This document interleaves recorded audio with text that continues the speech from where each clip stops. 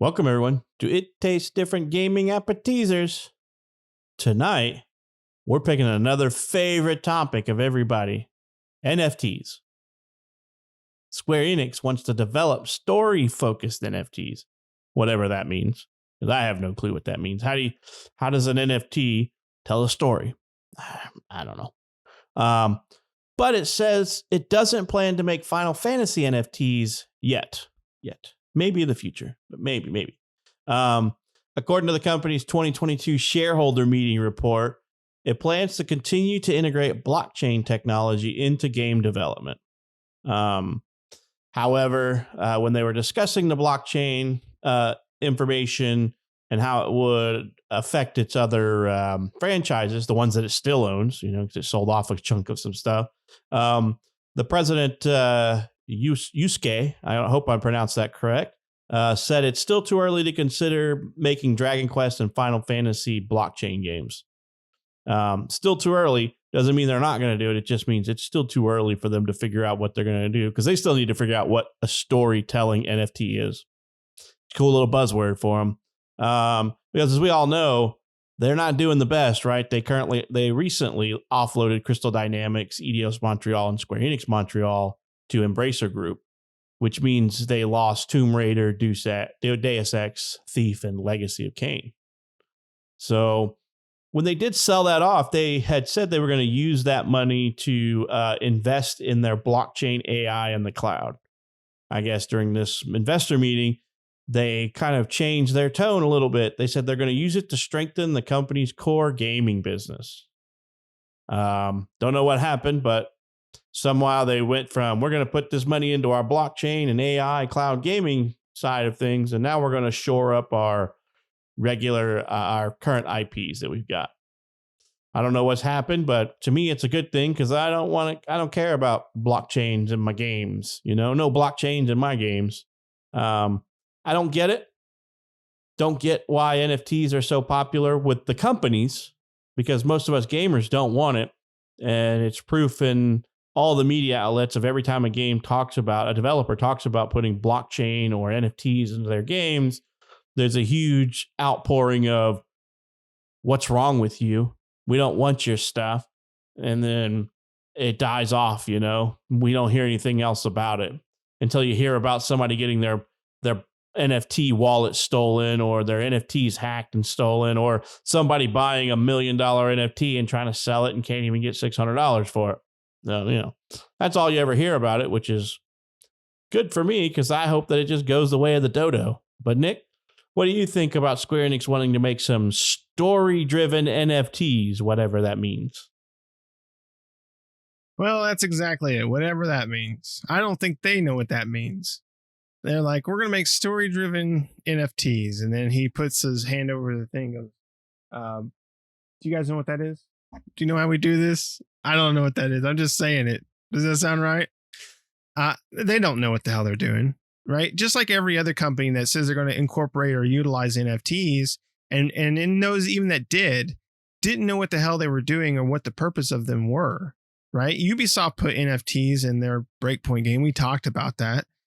And then they ended that project. They ended that project because they came to the realization that, this ain't really doing anything for us, and we don't know how to incorporate this into other things. We promised that you could use these NFTs, and that was the whole point of NFTs, right? You can take it from this to that, and that was the whole point of putting the games. You can take these NFTs, these digital items, a gun or outfit or whatever, and you could take it to any other game. Well, no, you can't. You can't do that. And they figure that out. They're like, yeah, I guess we shouldn't have said that, because you can't do that. We're not going to make that unless we make every single NFT and put it into every single game that we utilize. Even games that don't thematically fit that NFT, you would have to stick it into if that's your claim. So, Square-Enix made the stupid choice of getting rid of, Eidos and all the companies that for the Tomb Raider and Legacy of Kain and all those, getting rid of them for money to, they initially sold it, like Pat said, to get money for their NFT projects. And then they probably realized that Now, I guess they don't ever read the news or look online, but NFTs are dying off. They're a dying breed, especially for video games, and really, they're kind of a dying breed for the market outside of video games. Right? We had that big NFT boom for a while, and once people started stealing other people's NFTs, and like Pat said, people buying these billion-dollar NFTs and trying to sell them and not selling them for anything, no one wants to buy them. Then yeah, that's starting to, NFTs, I think, are starting to die off, right? It was just a trend. It was a trend for celebrities, really, and for rich people, because that's the only people that could afford them. They were so expensive. And it was a trend for those with disposable income to be able to say, look what I bought. I bought a really expensive thing. Good for you. Right? No one cares that you have money to go buy expensive things. You do it all the time, but now you get to gloat online about your expensive thing. That's all it was. And so this is a way they try to introduce that into the gaming market, and the gaming market tried to do it. Game developers tried to do it because they figured this was the next thing next to like DLC and all that other microtransactions and all that other crap. And they tried to sell NFTs to the gamer, and the gamer said, yeah, they were pretty much smarter than the developers took them for, right? The higher ups there took them for and said, this is what it's going to do. But you never showed us as gamers, as a developer, you never showed us as gamers why we needed this, right? You said we needed it, but you never once showed us a reason why we had to have it. And that's, one of the reasons why it died off for you. And there was such backlash from gamers. One, gamers didn't want it, but also two, you didn't show us a reason why we needed it. And I think Square-Enix may have, I would be surprised if they make any blockchain or NFT things. I think with this, taking this money and deciding just to shore up their IPs and stuff, I think they probably decided after this that, you know what, guys, NFTs and blockchains are kind of dying off. Crypto's dying off, right? I mean, crypto's been doing horrible lately. So all that stuff that was really big and booming, those digital fields and everything that were they were more of niche type things. It was just kind of like we had this market of these different cryptos coming out every day. Every day there was a new crypto, and it was just flooding the market. And so the market's pretty much killed itself. And the same thing with NFTs. Excuse me. Even these blockchain, those blockchain miners out there and stuff like that, the mining process is even slowed down. And even, I've read articles of some of the mining collaborations basically just dying off and going away because it's just not profitable for them anymore. So, yeah, and I think, I hope in this case that Square-Enix has realized. I think it might be an oh shit moment for them. Excuse my French, but I think it might be where they sold off these franchises thinking we're going to get into this market, and then realizing the market's dead and going, we're just going to take this money and we'll think about it, and really, I think that they just realized that, yeah, this probably isn't going to work out for us. And maybe we made a bad choice by selling off some of our popular franchises. Because Tomb Raider did really well, I think. Crystal Dynamics could have they're making another Tomb Raider, and that could do really well for Square-Enix. If they made a Deus Ex, a lot of people love Deus Ex, especially the newer ones. And if they would have made a new one of those, that could have made a lot of profit. Legacy of Kain, there's a big fan base. I'm one of them that love the Legacy of Kain series. It'd be awesome to see a new Legacy of Kain game come out. I think you would get those cultist fans, and there's probably new people coming into that Legacy of Kain universe. And so, they could have definitely done something with that, but they decided to make a stupid move, I think. And, it's going to bite them in the ass. But I think with this, I would say they say they're committed to the blockchain and NFT games, but I don't think they are. I think they're second guessing it. What do you think, Pat? Yeah, I would kind of agree with that. I mean, because the NFT market has dropped like over 90% in this last year alone, this last 6 months, actually, since like January, I think. So they've lost like 90% of their daily trading volume and everything like that. I mean, people were hyping that it's going to replace crypto, but I mean, there's just inherent there's inherent risk with those things, and every time you turn around, you're hearing about somebody running a coin scam, where one guy created this whole coin and scanned a bunch of people out of millions of dollars and then disappeared with all the money and things like that. And so that keeps stuff like this from becoming more mainstream. And then you hear about people getting their crypto or their NFT wallets stolen and things like that. And things like that. I mean, you hear about it all the time. And that keeps people out of the market that are not risk adverse. You know, they're too adverse to risk. They're going to stay out of the market.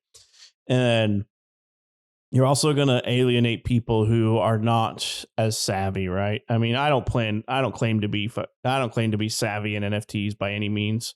But I know enough that I'm staying away from them because there's just too much risk, not enough reward, and it's an unproven concept. And what I mean by unproven is that 2021 was really a big year for them, but since 2021, it's pretty much just went down, you know. And then it's just a smart move to not get in there. And I think that's what happened, right? Square-Enix was like, we're selling all this stuff because, man, NFTs are hot. And then NFTs went swirl in the bowl right now.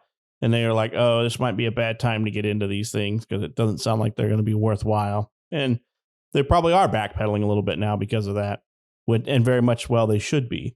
The world is kind of in a weird place right now. Nobody really trusts crypto. Nobody really trusts NFTs.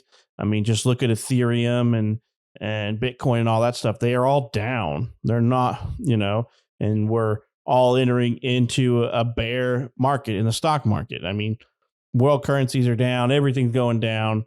But crypto and NFTs were going down long before even the regular markets were starting to go down. So I think, you know, those will be the first casualties of this. If we enter a recession, they will be the first casualties of a recession because they're an oddball thing. There's no security behind a lot of these things, and then the securing bodies, the clearinghouses and things like that are protecting of this stuff, have already been proven that they can't be trusted because their own security gets thwarted. Like we heard about.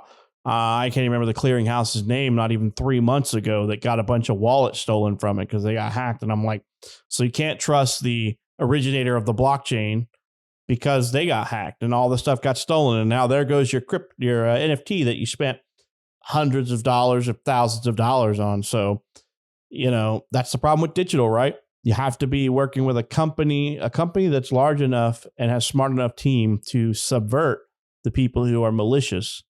That can think ahead of you and faster than you, which is really hard when you have the anonymity of the internet and thousands of bodies on the internet. So I think NFTs is going to be a dying market. There's just no logical response to that. I mean, they claim it's art, they claim it's this, they claim it's that, but it's non-tangible, non-fungible. I can't take it home with me, you know, and even if I do, 6 other people could own it or 100 other people could own the original copies because it's got them earmarked for so many copies of it. So it's a very odd thing to for people to sink their money into. And I just I don't think it's a wise decision, in my opinion, for that. And a lot of these companies are finding that out. As Nick had mentioned, you know, we had all these companies who had perked who like, we're getting into NFTs and blockchains. And now it's like, it's crickets everywhere. You'll hear about something come up, but then it's like, well, we're not really pursuing that at this moment. We don't know if we're going to put this out. We're going to have story driven NFTs eventually, maybe, you know? So I think I'm in agreement with Nick. It's just a matter of time. I would be highly surprised if NFTs were still here this time next year in anything other than a very small niche market. So a very small niche market that is probably trading in volumes of hundreds a day, not thousands. I think they're down to like less than 19,000 trades a day in volume, which is pretty low considering that it was way, way, way up there. Like I thought it was in the millions at one point in daily trading. But it's gone. Hopefully all these companies see the writing on the wall. Yeah, I hope so. I mean, yeah, you're exactly right. NFTs are pretty much, they're pretty much gone, right? Especially with, you don't really hear about it anymore, or much anymore, I should say. And in the gaming market, especially, right? I think you're exactly right. All those companies were going big with NFTs, and now that they've died out, you know, Square-Enix was the last one. They were a little late to the party, Square, and they were probably waiting to sell off, Crystal Dynamics and stuff. And that takes time, right? Those deals aren't just like, yeah, we're going to sell them in that day they sell them. They take months, sometimes almost a year to do that. So they probably started it when NFTs were big, right? And decided that's what we're going to do is sell these off and then, work in the NFT market. And now the NFT market's pretty much dead.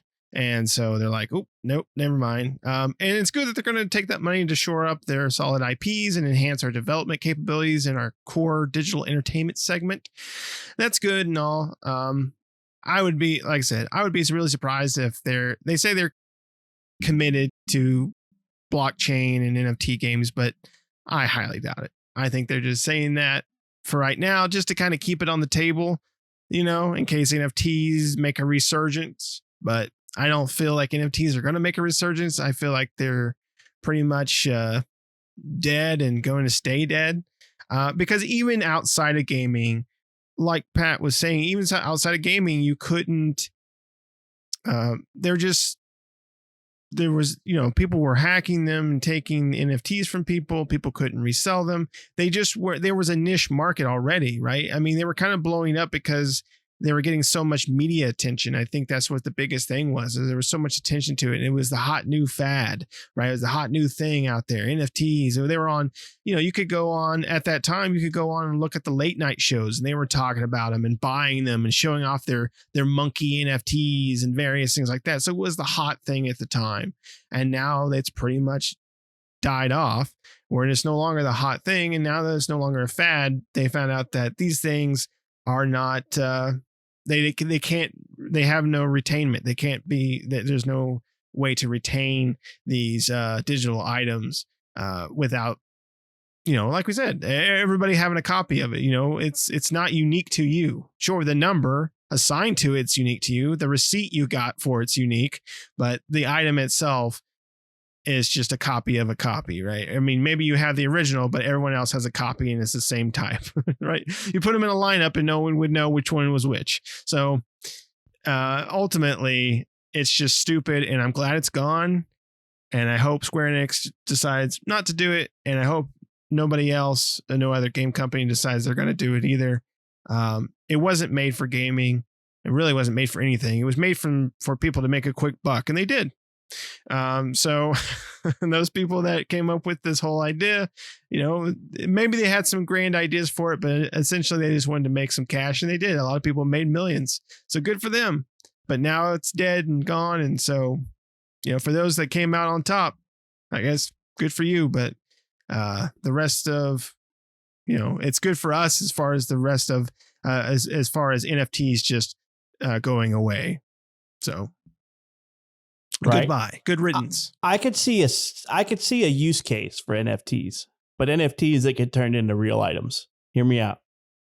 So what is one thing that everybody used to do, at least anybody that's our age, right? Like first time you did something, like let's say you went to a concert, you used to get tickets, right? You don't get tickets for going to concert. You don't get physical tickets to go to concerts or anything anymore. You get a little code put on your phone. You need to take NFTs, make NFTs of your concert tickets so you can have a memory box or something of that. And then have the option to where you can have a physical copy of that printed and given to you.